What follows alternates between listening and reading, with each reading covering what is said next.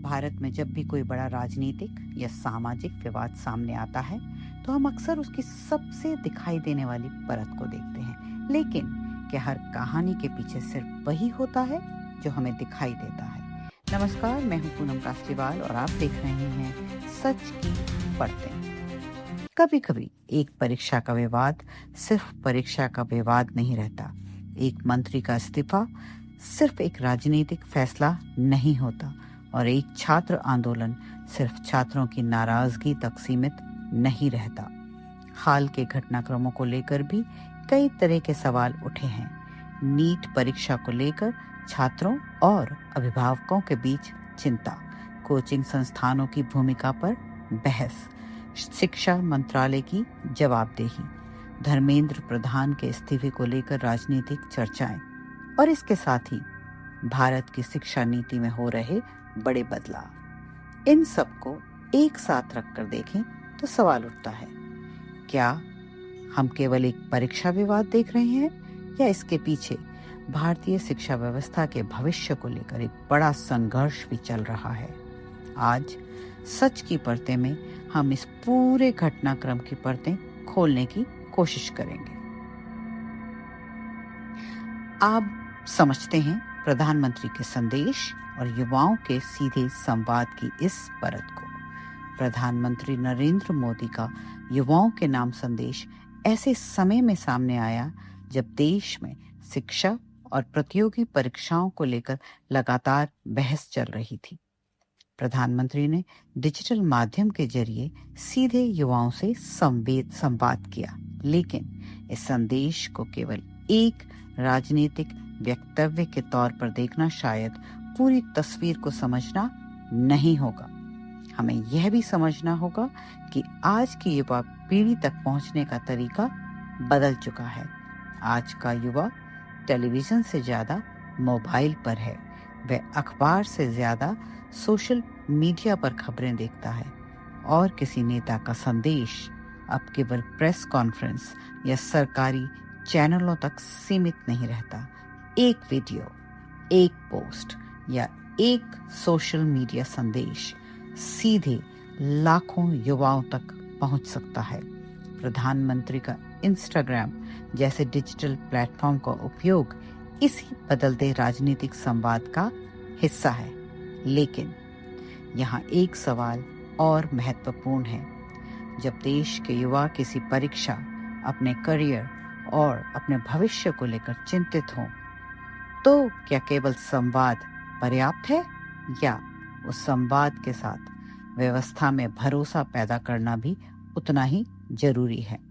क्योंकि एक छात्र के लिए उसकी परीक्षा केवल एक परीक्षा नहीं होती, वह उसके वर्षों की मेहनत होती है, उसके माता पिता के सपने होते हैं और उसके भविष्य की उम्मीद होती है।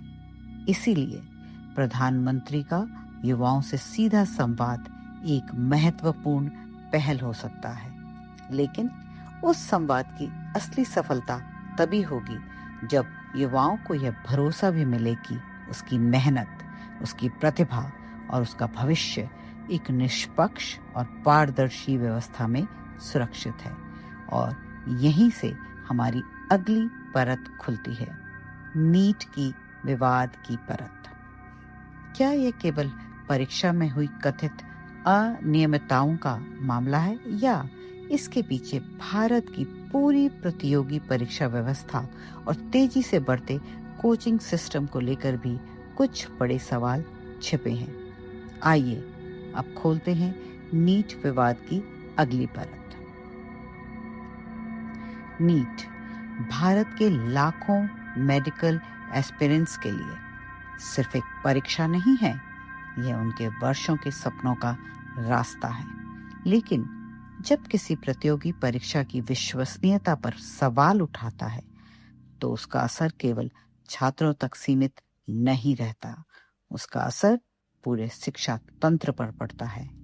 नीट विवाद को लेकर छात्रों और अभिभावकों की चिंता ने कई सवाल खड़े किया। क्या परीक्षा प्रणाली पर्याप्त सुरक्षित है?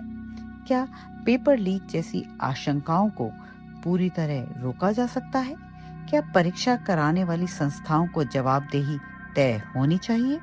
और सबसे बड़ा सवाल, क्या देश में मेडिकल शिक्षा के लिए प्रवेश प्रणाली को और पारदर्शी बनाया जा सकता है?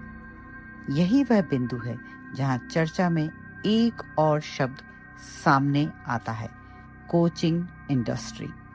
भारत में प्रतियोगी परीक्षाओं की तैयारी के लिए एक बहुत बड़ा कोचिंग सिस्टम विकसित हो चुका है। एक तरफ कोचिंग संस्थान छात्रों को बेहतर तैयारी का अवसर देते हैं, लेकिन दूसरी तरफ इस पूरे सिस्टम के व्यवसायीकरण को लेकर भी सवाल उठते रहे हैं। क्या मेडिकल कॉलेज में प्रवेश प्रतिभा और मेहनत से तय होना चाहिए, या एक ऐसा सिस्टम बन गया है जहां आर्थिक रूप से मजबूत परिवारों के बच्चों को बेहतर तैयारी के अधिक अवसर मिलते हैं? यही कारण है कि नीट विवाद को केवल परीक्षा के प्रश्न पत्र तक सीमित करके देखना पूरी तस्वीर को समझने के लिए पर्याप्त नहीं होगा। इस विवाद ने परीक्षा प्रणाली, कोचिंग उद्योग, सरकारी जवाबदेही और शिक्षा के व्यवसायीकरण चारों को एक साथ बहस के केंद्र में ला दिया।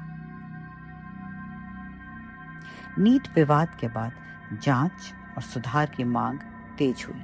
इस पूरे मामले में जांच एजेंसियों की भूमिका और परीक्षा प्रक्रिया में सुधार दोनों महत्वपूर्ण विषय बन गए।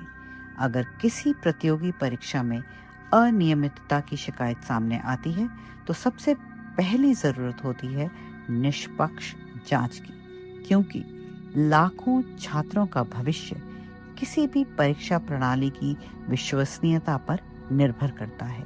अगर परीक्षा प्रक्रिया पर विश्वास कमजोर होता है तो उसका असर पूरे सिस्टम पर पड़ता है।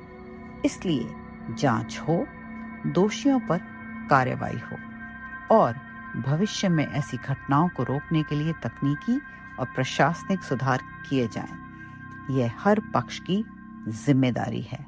लेकिन नीट विवाद के बाद एक और राजनीतिक बहस शुरू हुई और वह थी शिक्षा मंत्री की जिम्मेदारी। यहीं से कहानी धर्मेंद्र प्रधान के इस्तीफे की चर्चा तक पहुंचती है। शिक्षा मंत्री के रूप में धर्मेंद्र प्रधान का कार्यकाल राष्ट्रीय शिक्षा नीति यानी NEP 2020 के क्रियान्वयन के संदर्भ में भी महत्वपूर्ण रहा है। नई शिक्षा नीति का उद्देश्य भारतीय शिक्षा व्यवस्था को अधिक व्यापक और आधुनिक बनाना है। इसमें भारतीय भाषाओं, भारतीय ज्ञान परंपरा, स्थानीय संदर्भ, कौशल विकास और शिक्षा के विभिन्न स्तरों के बीच बेहतर समन्वय पर जोर दिया गया है। लेकिन किसी भी बड़े नीतिगत बदलाव की तरह NEP को लेकर भी बहस है। समर्थकों का मानना है कि भारतीय शिक्षा व्यवस्था में अपनी जड़ों और सांस्कृतिक विरासत को उचित स्थान मिलना चाहिए। वहीं आलोचकों का कहना है कि शिक्षा में इतिहास और संस्कृति को शामिल करते समय तथ्यात्मकता और अकादमिक संतुलन बनाए रखना आवश्यक है। यानी बहस सिर्फ यह नहीं है कि क्या पढ़ाया जाए, बल्कि यह भी है कि कैसे पढ़ाया जाए और किस दृष्टिकोण से पढ़ाया जाए। यही शिक्षा नीति की सबसे बड़ी चुनौती है। भारत में शिक्षा हमेशा से राजनीतिक बहस का विषय रही है। इतिहास की किताबों से लेकर सिलेबस तक, भाषा से लेकर भारतीय संस्कृति तक, हर विषय पर अलग अलग विचारधाराएं रही हैं। एक पक्ष कहता है कि भारत का इतिहास लंबे समय तक एक विशेष दृष्टिकोण से लिखा गया। दूसरा पक्ष कहता है कि इतिहास को बदलने की कोशिश नहीं, बल्कि अधिक संतुलित दृष्टिकोण की जरूरत है। यही कारण है कि जब भी पाठ्यक्रम में बदलाव होता है तो राजनीतिक बहस शुरू हो जाती है। लेकिन एक बात स्पष्ट है, भारत की शिक्षा व्यवस्था को राजनीतिक विवादों से ऊपर उठकर छात्रों के भविष्य को केंद्र में रखना होगा, क्योंकि नीट का छात्र किसी विचारधारा का प्रतिनिधि नहीं होता।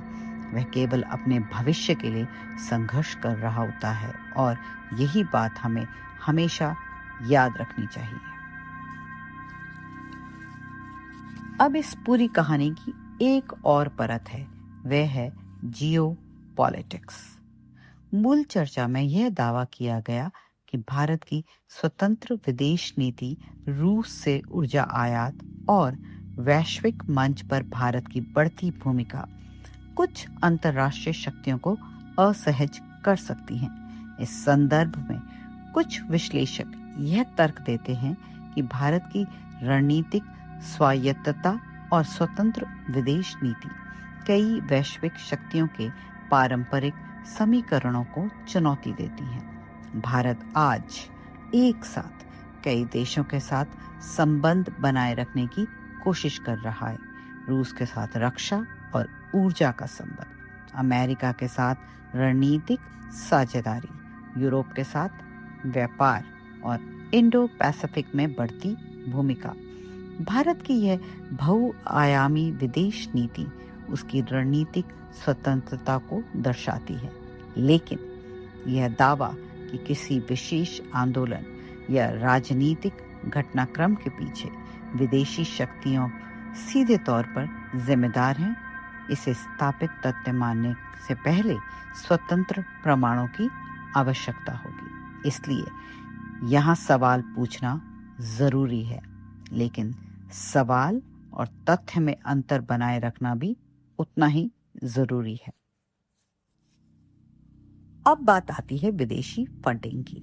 भारत में एनजीओज को मिलने वाली विदेशी फंडिंग FCRA यानी फॉरेन कंट्रीब्यूशन रेगुलेशन एक्ट के अंतर्गत नियंत्रित होती है। सरकार का तर्क है कि विदेशी धन का उपयोग कानून के अनुसार और पारदर्शी तरीके से होना चाहिए। वहीं कई एनजीओज और मानव अधिकार संगठन यह तर्क देते हैं कि अत्यधिक नियंत्रण से सामाजिक क्षेत्र में काम करने वाली संस्थाओं की स्वतंत्रता प्रभावित हो सकती है। यानी यहाँ भी दो दृष्टिकोण हैं। एक तरफ राष्ट्रीय सुरक्षा और वित्तीय पारदर्शिता है, दूसरी तरफ नागरिक समाज और संस्थागत स्वतंत्रता।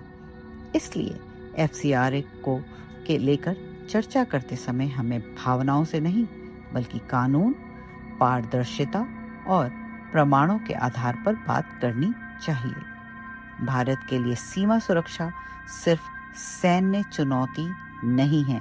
सीमा पार अपराध, ड्रग्स की तस्करी, मानव तस्करी और संगठित अपराध भी गंभीर चुनौतियां हैं, विशेष रूप से भारत के पूर्वोत्तर क्षेत्र और अंतर्राष्ट्रीय सीमाओं से जुड़े इलाकों में। ड्रग्स तस्करी को लेकर सुरक्षा एजेंसियां लगातार कार्रवाई करती रही हैं। इसका सीधा असर युवाओं, परिवारों और समाज पर पड़ता है, लेकिन यहाँ भी हमें सावधानी रखनी होगी। किसी भी अवैध गतिविधि को किसी पूरे समुदाय या समूह से जोड़ना उचित नहीं है। अपराध अपराधी की पहचान से नहीं, उसके कृत्य से तय होता है और यही कानून का मूल सिद्धांत है। अब इस पूरी कहानी की सबसे महत्वपूर्ण परत पर आते हैं। वह है हमारे बच्चे।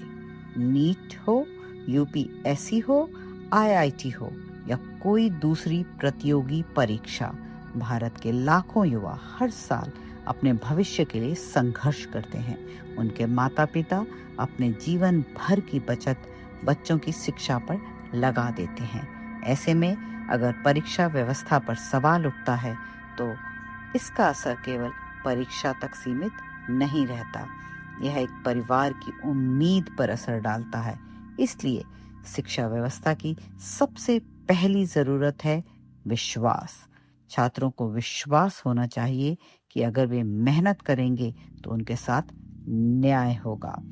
यही किसी परीक्षा प्रणाली की सबसे बड़ी सफलता है। आज हम अक्सर बच्चों की शिक्षा के लिए सरकार को जिम्मेदार ठहराते हैं, लेकिन क्या हमारी जिम्मेदारी भी है आज के बच्चों पर? बहुत दबाव है, अच्छे नंबर, अच्छा कॉलेज, अच्छी नौकरी और सोशल मीडिया का दबाव। माता पिता को यह समझना होगा कि बच्चे केवल नंबरों की मशीन नहीं हैं। उन्हें सफलता के साथ साथ चरित्र, अनुशासन, संवेदनशीलता और भारतीय मूल्यों की भी जरूरत है। अगर हम चाहते हैं कि भारत की अगली पीढ़ी मजबूत बने तो हमें केवल परीक्षा की तैयारी नहीं बल्कि जीवन की तैयारी भी करानी होगी। तो इस पूरी कहानी से हमें क्या समझ आता है?